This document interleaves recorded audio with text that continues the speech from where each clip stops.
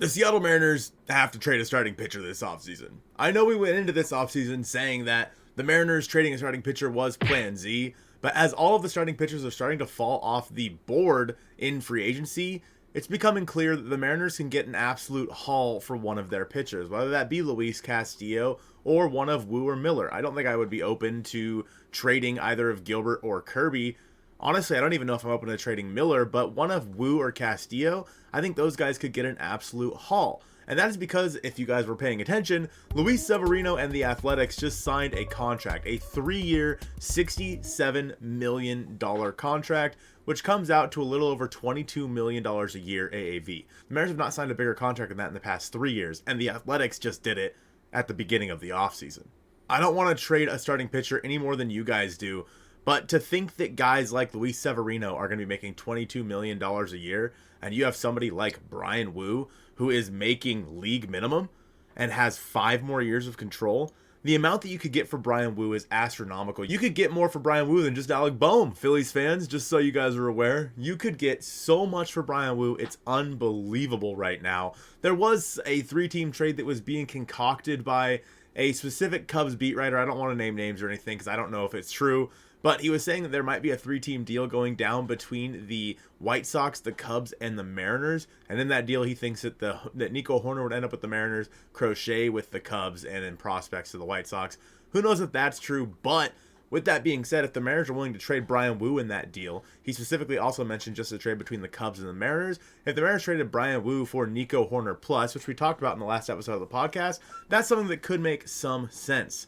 Let's take a look at some of the contracts that have been signed so far this offseason. Again, first and foremost, the A's and Severino, a $67 million contract, good for a little over $22 million per year. Now, Severino is coming off of a bounce back year where he put up a 3.91 ERA and 182 innings pitched with a 101 ERA plus. Is that worth $22 million a year in this market? For example, in 2024, Luis Castillo also had a 101 ERA plus. He had a 3.64 ERA in 175 and a third innings pitched. And when you look at his contract, he's making only $2 million more than Luis Severino for the next 3 years at about $21.15 million each and every year. When you look at his statistics, he's been a much better pitcher than Severino, putting up a 1.52 ERA plus with Cincinnati in 2022, a 1.17 with Seattle, a 1.18 with Seattle, and then a 1.01 last year with Seattle, compared to going back and looking at Luis Severino, who had a 65 ERA plus in 2023, a 124 in 2022, and has not been able to stay healthy at all. Matthew Boyd and the Cubs agreed to a 2-year, $29 million contract, nearly $15 million a year for Matt Boyd.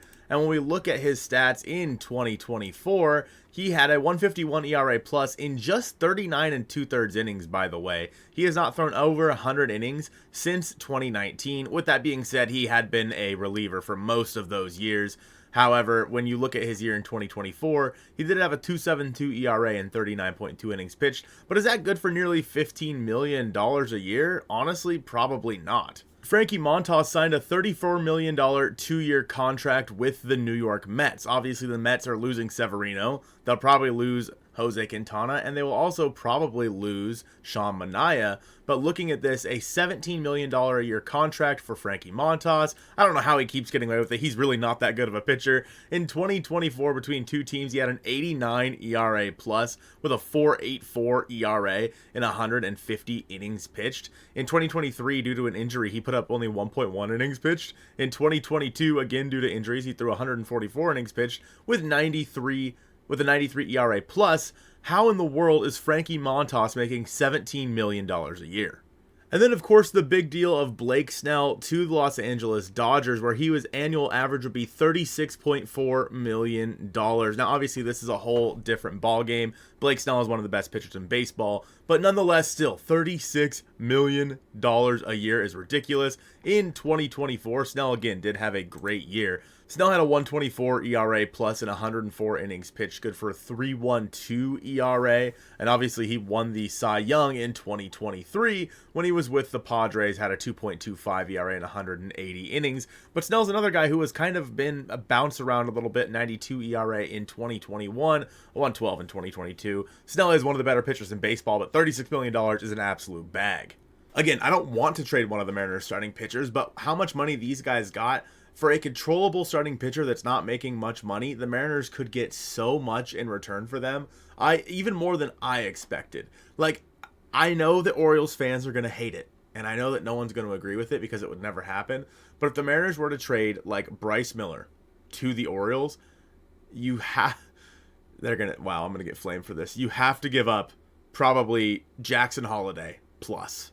Like more than just Jackson Holiday, who was the best prospect in the game. Like Jackson Holiday and Jordan Westburg. And I know that I'm going to get flamed for that. No one thinks that's possible. But if I'm the Mariners, that is what I'm asking for my starting pitchers instead of Alec Bohm, like the Phillies were willing to give you. Let's look at what starting pitchers are left, because that's going to kind of dictate the timeline for the Mariners to be able to trade one of their starting pitchers. Now, the best starting pitcher still available, of course, is Corbin Burnes. He's projected a 7-year, $200 million deal. A lot of people think that the Mets are going to try to sign him. He is definitely the best starting pitcher available, better than the Mariners starting pitchers, but that is a hell of a lot of money for Corbin Burnes, and only one team's going to get him. So if a team misses out on Burnes, they're going to have to find somewhere else to go. Next on that list is Max Fried at number 6 on MLB Trade Rumors prediction contest here. He was projected 6 years, $156 million, which is still a bag for somebody like Max Fried. Now, Fried has been one of the best pitchers in the game. Obviously, he had his injury in 2023 that held him to only 77 2/3 innings pitched. Bounced back in a big way with 174 innings pitched to a 3.25 ERA. He's better than all the Mariners starters in my opinion, but when you're making $25 million plus, he's also more expensive than any of the Mariners starters. At number 8 on the list here is Jack Flaherty with 5 years, $115 million is the projection here. And this is where things start to get a little bit interesting. At $115 million over 5 years, that is projected to be at about $23 million a year. Now, with that being said, I do want to mention that a lot of the pitchers this offseason have gotten more than these projections were expecting. Between two teams in 2024, Flaherty had a 162 innings pitched, had a 127 ERA plus, good for a 3.17 ERA. But in the years prior to that, in 2023, between two teams, he had a 4.99. In 2022, with St. Louis, he had a 4.25 ERA, and he had a lot of injury concerns. And still, he has had a lot of injury concerns, as he has made his way, obviously, to the Dodgers last year. Flaherty's the first guy that I can say probably is not better than everybody on the Mariners staff. Obviously, he has experience, but he's 28 years old, going to be 29 next year, making $23 million a year for 5 years. That's a lot of dough to cash out to a guy who had a good bounce back in 2024, albeit, but has been relatively mid for the last 4 or 5 years.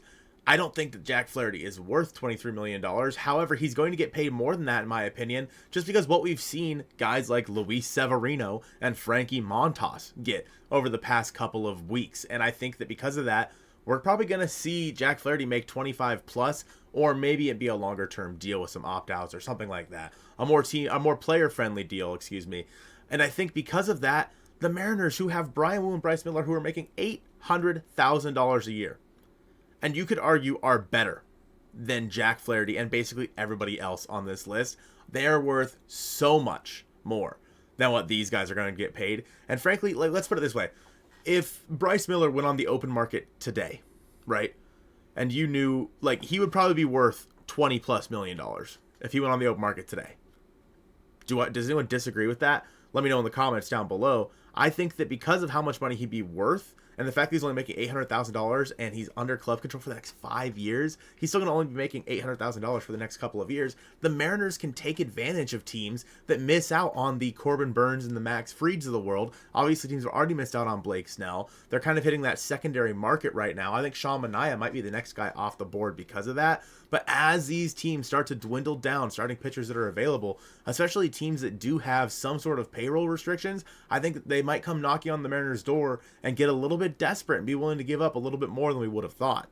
Now, personally, I'm really struggling to find a trade comp for what it would be like to trade one of Bryce Miller or Brian Wu, because I don't know if A, pitchers have ever been valued as much as they are right now, and B, I don't know if there's ever been a team that has traded one of their young starting pitchers that are so controllable and so cheap. But for the Mariners, I don't know how else they're going to be able to add offense this offseason. I truly do think that a trade of Brian Wu or Bryce Miller to the Orioles for Jordan Westburg plus makes a lot of sense in my opinion. And I know that Orioles fans are not willing to give up Jordan Westburg, but that is what it's going to take if you want to pry away one of these premier starting pitchers. Not these Phillies fans and the Phillies as a whole being so stupid to think that the Mariners would give up Logan Gilbert or George Kirby for Alec Boehm. I don't know how brain dead you have to be to think that's going to happen, but it's not going to happen. And so for the Mariners, they should be asking for the absolute moon, and they honestly may get it this offseason is as teams begin to dwindle away. Now, with that being said, who knows how long it's going to take for all these pitchers to fall off the board. I think once Corbin Burns signs, there's going to be a massive rush. But honestly, ever since Blake Snell signed, there's been a big rush on the second tier free agents. Again, guys like Severino, Manaea has been talked about quite a bit. Frankie Montas got a contract, etc. So I'll be interested to see kind of when that goes down, because honestly, every single one of the Mariners starters are in that second tier below Corbin Burns and Max Fried. So as all these other guys begin to fall off the board and start making a crap ton of money, I'll be interested to see what the Mariners players are going for on the market. Thank you guys so much for watching this one. I truly appreciate it, and go Mariners.